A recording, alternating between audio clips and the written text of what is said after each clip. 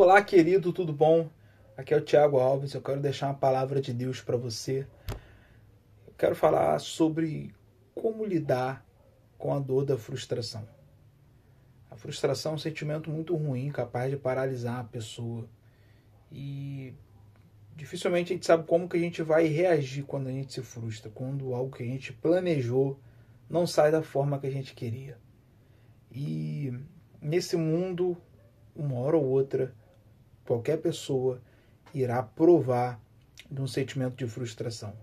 Talvez já quando nasce um bebê, ele já vem com expectativas de que as coisas serão de uma determinada forma. Ele estava sendo gerado dentro de um ventre e quando chega aqui é uma realidade já totalmente diferente. E às vezes na nossa vida, durante toda a nossa caminhada, nós temos algumas frustrações. Eu queria meditar num texto muito importante que está em Lucas capítulo 24. Eu vou ler a partir do versículo 11. E aqui está contando a história de dois discípulos de Jesus que após a crucificação, após talvez as suas expectativas terem sido frustradas a respeito do Messias, eles decidem retornar ou ir em direção a um vilarejo chamado Emaús. Jesus estava em Jerusalém, no centro da ação de Deus na história bíblica, no local profético onde tanta coisa aconteceu e onde Jesus estava ali com o seu ministério. De repente eles estão em Jerusalém. Após a crucificação, Jesus morre e eles estão fazendo agora uma caminhada, empreendendo uma caminhada de desânimo, de tristeza. E aí no versículo 11 diz o seguinte: naquele mesmo dia, dois deles estavam indo para um povoado chamado Emaús, a 11 quilômetros de Jerusalém. No caminho conversavam a respeito de tudo que havia. Esses discípulos estavam cansados. Sabe, às vezes, querido, num momento de cansaço, de desânimo, a gente já quer logo fazer alguma coisa. A gente já quer logo correr para algum lugar. E eu quero dizer para vocês que às vezes a atitude mais importante que nós podemos fazer, às vezes a atitude mais espiritual que nós podemos fazer é descansar e parar um pouco e refletir. Sabe, no 15 diz o seguinte: enquanto eles estavam conversando e discutindo, o próprio Jesus se aproximou deles e começou a caminhar com eles, mas os olhos dele foram impedidos de reconhecê-lo. E um grande sintoma da frustração é que quando nós estamos chateados, entristecidos, nós ficamos cegos. Nós não conseguimos ver a bênção de Deus se aproximando. Nós não conseguimos perceber o quanto de coisas boas que Deus nos deu através da nossa família, do nosso trabalho. Nós ficamos cegos para aquilo que nós temos e ficamos ambiciosos com aquilo que nos falta e aquilo que nós não temos. Nós começamos a focar naquilo que nos falta e ignorar aquilo que nós temos quando nós estamos tristes e frustrados. Eles falam, eles ficaram impedidos de reconhecer que o próprio Deus estava diante deles. Versículo 17 diz o seguinte: ele lhes perguntou: sobre o que vocês estão discutindo enquanto caminham? E eles pararam com rostos entristecidos. E eu acho interessante que Jesus está dando uma dica que ele quer nos ouvir. Ele se importa com o nosso problema. Deus se importa com aquilo que nós estamos passando. Ele está falando: o que vocês estão passando? Vocês podem me falar? Vocês podem compartilhar comigo? E aí um deles, chamado Cleopas, no versículo 18, perguntou-lhe: você é o único visitante em Jerusalém que não sabe das coisas que aconteceram ali? E interessante que isso parece muito com a gente, porque quando nós estamos em crise, quando nós estamos chateados e frustrados, nós já começamos a questionar a Deus e fica sempre essa fala: será que Deus não está vendo? Será que Deus é o único que não está percebendo? Cara, eu acho que Deus não está no controle. Eu acho que Deus não está vendo isso que eu estou passando. Eu acho que Ele não está vendo o que está acontecendo nessa igreja, nesse trabalho. Eu acho que Ele não está vendo a minha família. Será que o Senhor é o único que não está vendo isso? E a gente entende que Jesus, Ele está no controle de todas as coisas. Jesus, Ele sabe de tudo. Mas quando nós estamos chateados, parece que Deus ele não está olhando para a situação. Mas a boa notícia é que Jesus está no barco. Jesus está de olho, porque a mesma voz que disse para que a água fosse formada, para que ela se separasse da terra, é a mesma voz que acalma a tempestade. E é a mesma voz que é capaz de acalmar o furor e a tempestade dentro do nosso coração.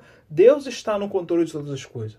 E Jesus ele pergunta, né, para eles, que coisas são essas? O que aconteceu com Jesus de Nazaré? Ele era um profeta poderoso, em palavras e obras, diante de Deus do povo. Eles começam a explicar: o sacerdote, a nossa autoridade, entregaram a ele ser condenado à morte e o crucificaram. E nós esperávamos que ele queria trazer redenção a Israel, e hoje é o terceiro dia e nada disso aconteceu. Esse discurso, querido, Jesus falou que ele ressuscitaria no terceiro dia, mas ele não esperaram nem esse dia passar. Já começaram em crise a criticar. Poxa, já é o terceiro dia e nada aconteceu. E eles não procuraram nem saber se Jesus tinha ressuscitado ou não. Porque quando nós estamos frustrados, nós não damos credibilidade à palavra de Deus. E nós somos impedidos até de ver as coisas que Deus já está fazendo. Por isso é importante, né? E olha o que eles dizem.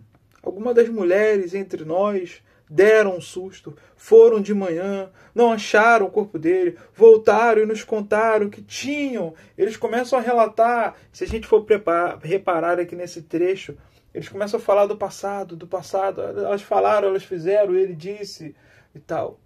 Porque quando nós estamos mal e tristes também, o passado ele atormenta. Porque aconteceu isso, porque fizeram isso, porque eu vivi isso. Mas Deus tem um chamado para um novo que está acontecendo nesse momento agora. O discípulo só falava do passado e esqueceram da promessa do futuro. No 25 ele disse: como que vocês custam entender e como vocês demoram a crer em tudo o que os profetas falaram? As decepções nos tornam incrédulos da palavra de Deus. As decepções nos tornam incrédulos daquilo que Deus já liberou e fica nos mantendo sempre na negatividade no passado. E Jesus fala algo muito importante no versículo 26. Não devia o Cristo sofrer estas coisas para entrar na sua glória? E a palavra sofrimento, ela ainda é uma palavra muito difícil para a gente de ser aceitar, e também para esses discípulos, porque as pessoas acabam buscando uma vida sem sofrimento e sem dores, e não é isso que o Evangelho nos propõe e nos oferece. Jesus ele passou pelo sofrimento. Hebreus disse que ele aprendeu por meio daquilo que sofreu. E o sofrimento é a escola de Deus para nos levar à maturidade, a nos levar a um nível de conquista, a um novo nível de intimidade com o Senhor. E Jesus está falando, olha, era necessário. E às vezes é necessário que a gente passe por algumas dores, por alguns processos, porque é nesse lugar que Deus está nos levando para viver a glória dele. E aí Jesus ele vem, começando por Moisés e pelos profetas, ele começa a explicar a respeito de tudo pelas Escrituras. E a gente entende que só é possível a gente conhecer a Deus por meio das Escrituras. A falta de conhecimento da palavra fez com que eles não conhecessem, não reconhecessem aquilo e o momento que eles estavam vivendo, aquilo que Cristo estava passando, porque estava tudo escrito.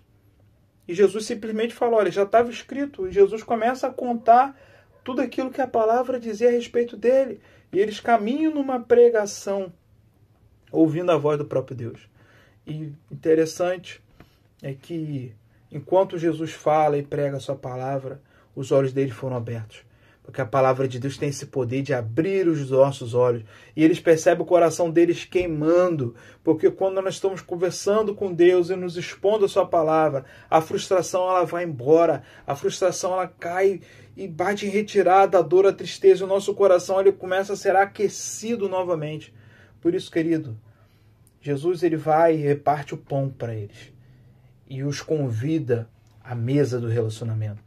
Por isso, independente de como você esteja nessa noite, nesse lugar onde você estiver vendo, no momento que você estiver vendo esse vídeo, saiba, Deus quer se relacionar contigo. Deus quer te ouvir.